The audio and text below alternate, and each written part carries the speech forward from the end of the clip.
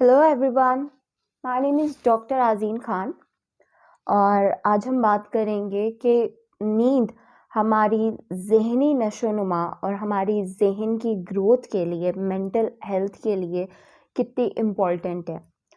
तो मैं बताती चलूँ कि नींद के बहुत से हमारे असरात हैं हमारी फ़िज़िकल हेल्थ पर। जैसा कि नींद बेहतर हो तो हमें डायबिटीज़ के चांसेस कम हो जाते हैं। नींद अच्छी होने से हमें दिल के अमराज कम होते हैं।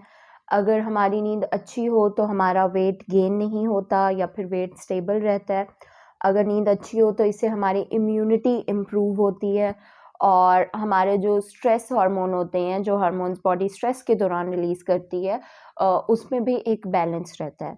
तो ये तो सब हो गई फिज़िकली जो हमारी बॉडी पे हमें फ़ील होते हैं।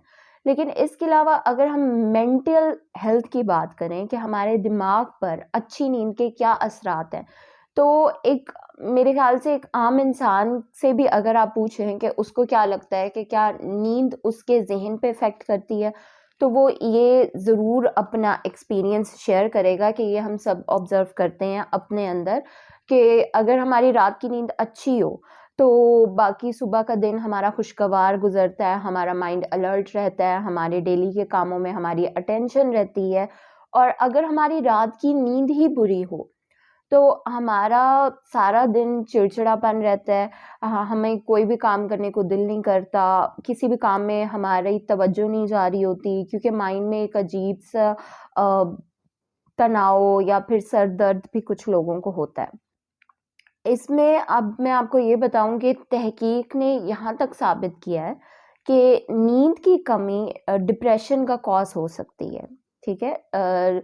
स्लीप डेप्रिवेशन और disturbed sleep is one of the causes of depression, सही?